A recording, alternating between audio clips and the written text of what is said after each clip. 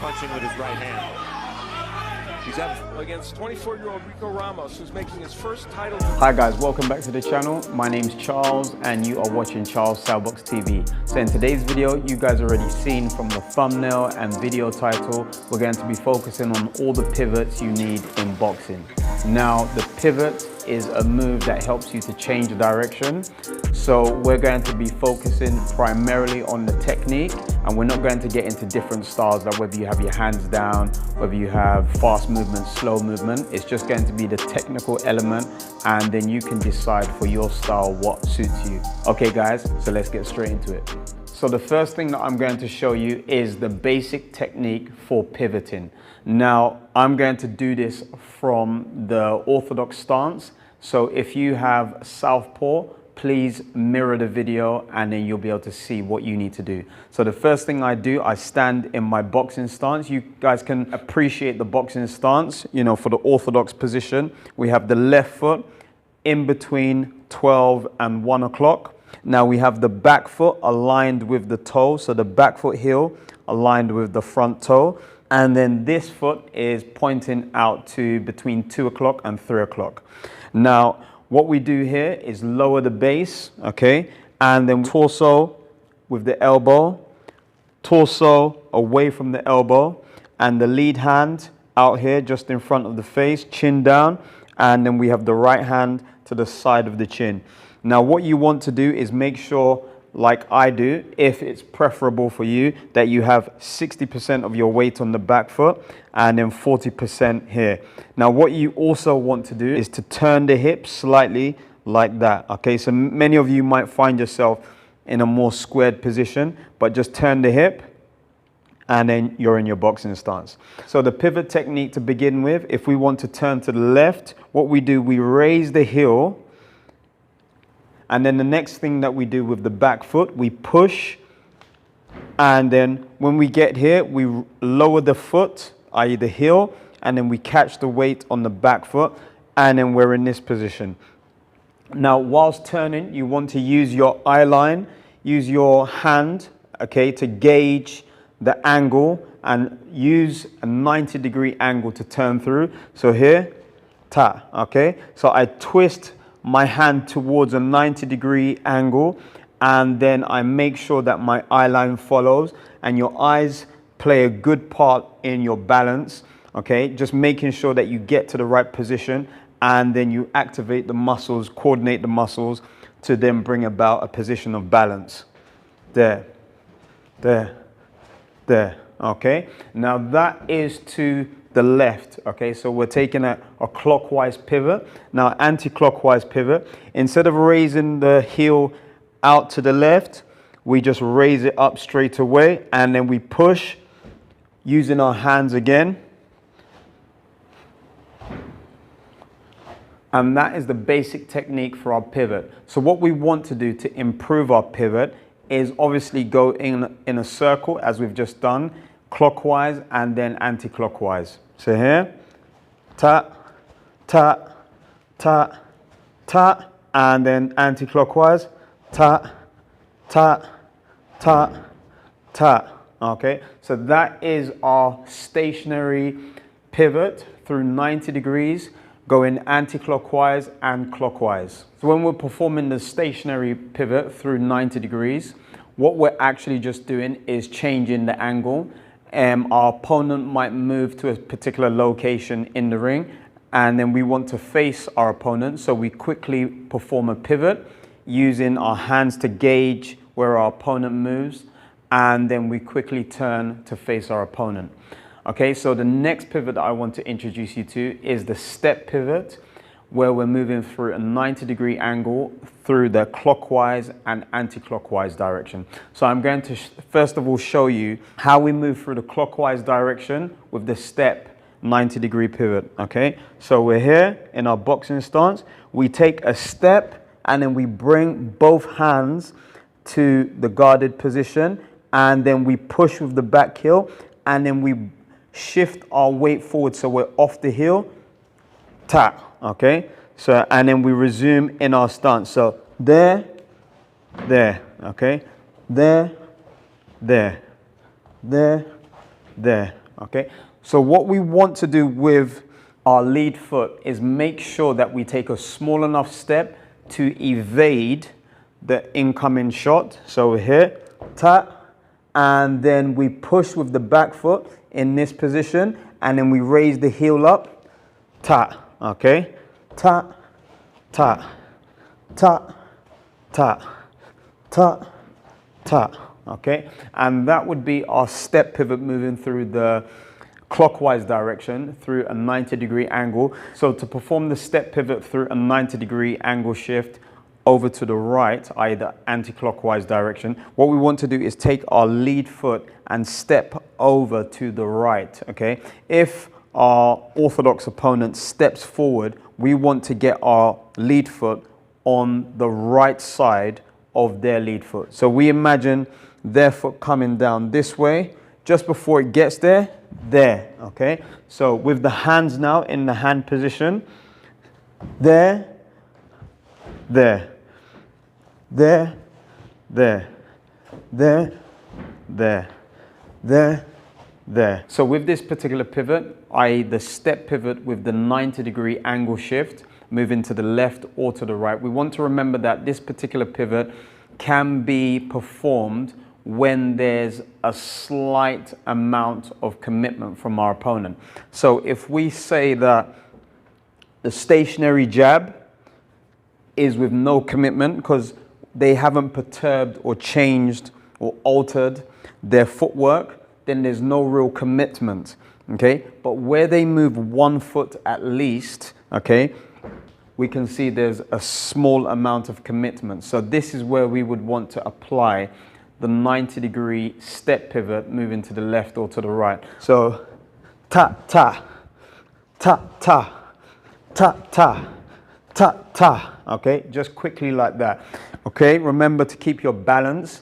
Once you've got into that position, you want to make sure that you've drilled this enough times so you'll bring yourself back to the stance position, and it's not something that you find difficult before moving into sparring. So the next particular pivot drill that I want to introduce you to is the step pivot, where we are moving through a 180-degree angle shift, and we also are moving to the clockwise or anti-clockwise direction.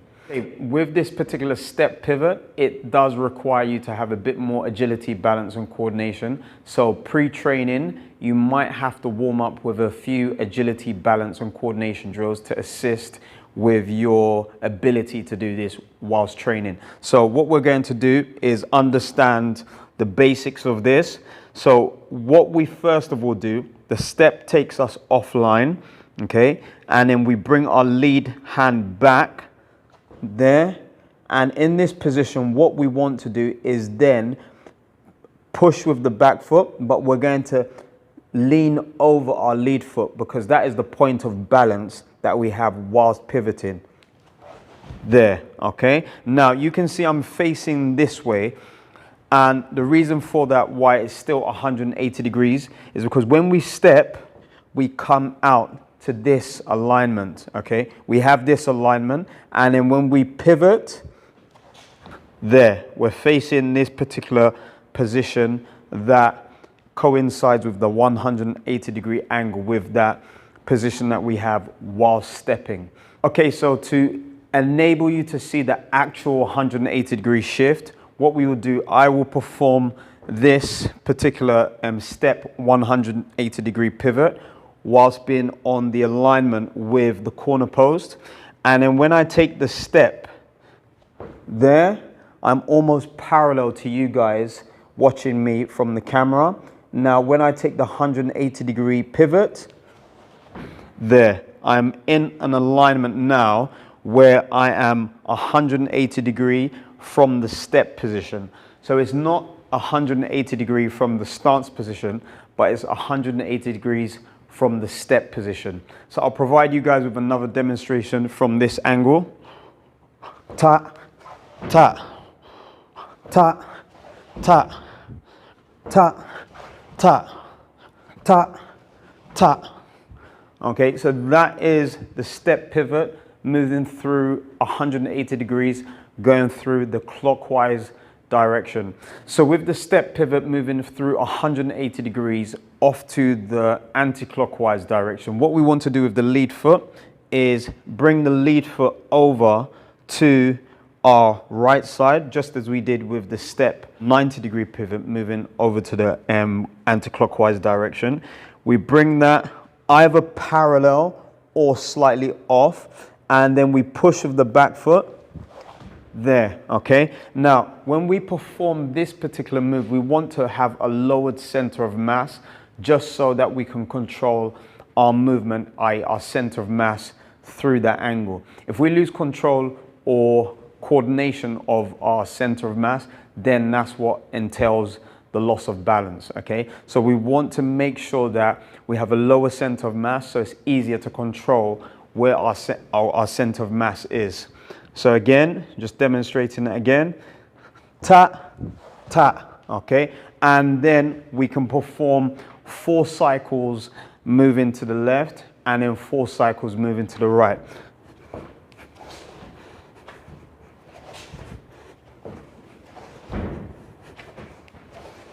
Okay, now we move around to the other direction. Ta, ta, ta, ta, ta, ta, ta, ta. Okay guys, so the last pivot technique that I want to introduce you to is the 90-degree rear foot pivot, moving through the clockwise and anti-clockwise direction. So from the front, what we are looking at is this. So we are already on the pivot for the back foot, and that is the foot that we're actually performing the pivot on. So we want to push with the lead foot there, okay? Now we come to the position here, the lead foot heel goes down straight away, okay? Now we push with the ball of the foot on the front foot there, and then we push again to this direction, to the right there, then we come back to the center there, okay? I'm going to demonstrate it from the back so you can see what's happening with the rear foot there, back to the center there, okay? So with this particular pivot, what we are using it for is to track our opponent. With the front foot pivot, you can see we change through an angle like that, but we can change for a greater angle whilst pivoting on the back foot, okay?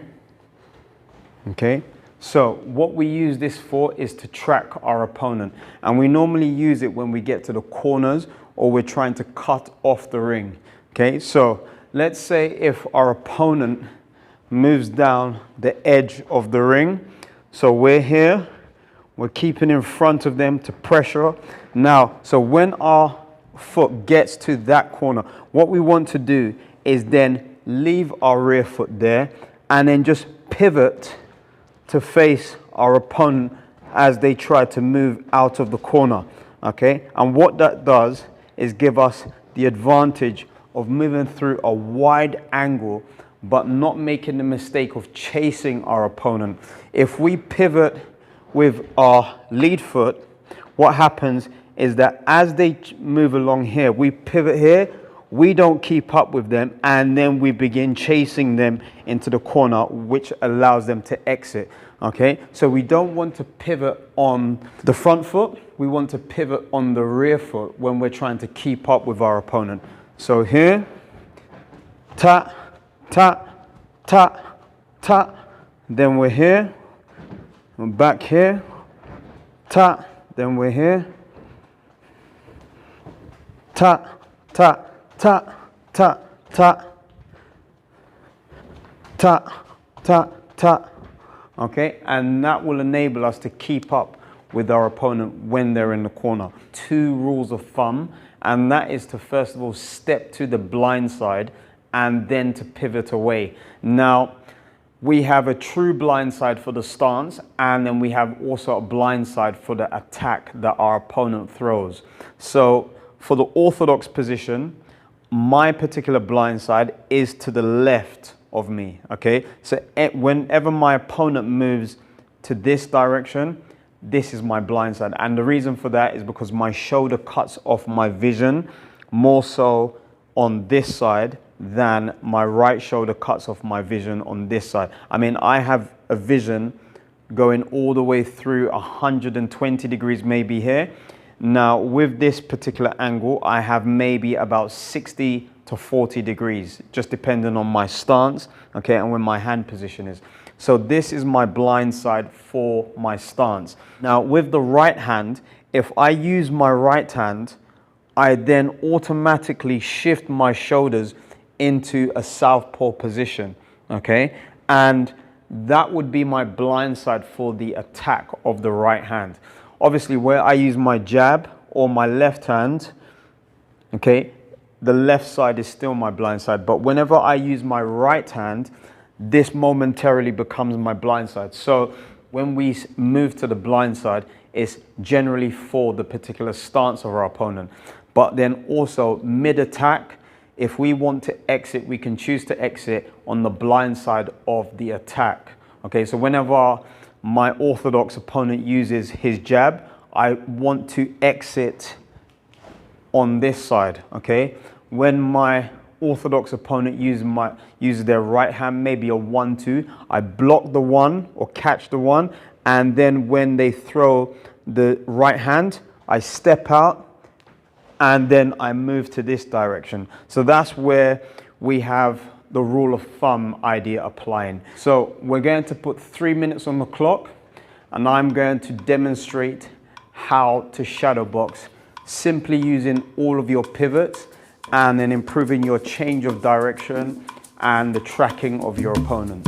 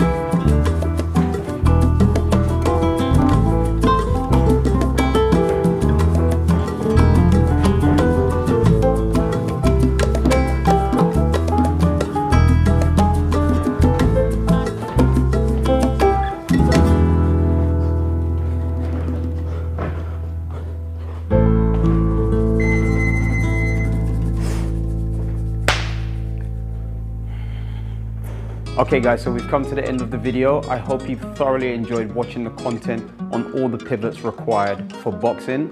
Now, this particular video is going to benefit anyone that is struggling to maintain that fluidity whilst changing direction. Remember, at the point where you stop moving and then you decide to change direction, you want to make that transition as seamless and fluid as possible, because that is an end point of your movement, right? If you think this video is going to benefit someone, please share the video. And if you feel that I may have missed something, leave it within the comment section. Also, please remember to hit that like button if you've enjoyed watching the content. And also remember to hit that subscribe button and notification bell to stay informed of any new videos that I'm uploading to the channel. Right, until my next video, you guys stay blessed, keep pivoting, changing direction, remaining slick, and I'll see you guys soon. Peace.